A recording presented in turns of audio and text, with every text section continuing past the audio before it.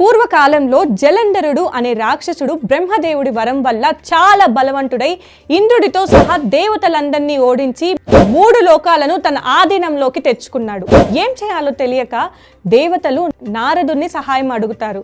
నారదుడు జలంధరుడి దగ్గరకు వెళ్ళి, నువ్వు 3 లోకాలను జయించావు, కానీ నీకు పార్వతి లాంటి శక్తివంతమైన స్త్రీ లేదు కదా అని అతని అహాన్ని రెచ్చగొడతాడు. దాంతో అహం దెబ్బతిన్న జలంధరుడు పార్వతి తనదేనని భావించి ఆ సందేశాన్ని శివుడి దగ్గరకు పంపడానికి రాహువును పంపిస్తాడు. ఈ మాట విన్న శివుడు కోపంతో తాండవం చేస్తూ తన 3వ కన్ను తెరుస్తాడు. ఆ కంటి నుంచి ఒక భయంకరమైన రాక్షసుడు పుట్టుకొచ్చి రాహువును తినబోతాడు. భయపడి రాహువు శివుడి కాళ్ళ మీద పడి తాను కేవలం జలంధరుడి సందేశాన్ని తీసుకొచ్చిన దూత మాత్రమే అని వేడుకుంటాడు.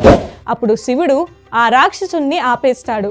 ఆ రాక్షసుడే కీర్తిముఖుడు. కీర్తిముఖుడు ఆకలితో శివుడిని వేడుకుంటాడు. నా ఆకలి తీర్చడానికి ఎవరిని తినాలో చెప్పండి అని అడుగుతాడు.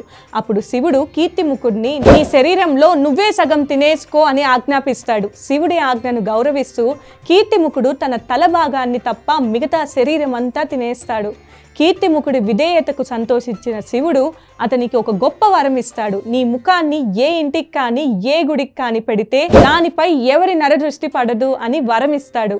అందుకే ఇప్పటికీ చాలా ఇళ్ల మీద, గుర్ల మీద, షాప్ల మీద కీర్తిముఖుడు ముఖాన్ని ఒక దిష్టి బొమ్మలా పెడతారు. ఈ ముఖం ఆ ప్రదేశాన్ని చెడు దృష్టి నుంచి కాపాడుతుందని ప్రజల నమ్మకం. కీర్తిముఖుడు ఆకలిని నియంత్రించుకున్నట్లుగా ఈ దిష్టి బొమ్మ కూడా చెడు దృష్టిని నియంత్రిస్తుందని ఈ కథ యొక్క సారాంశం.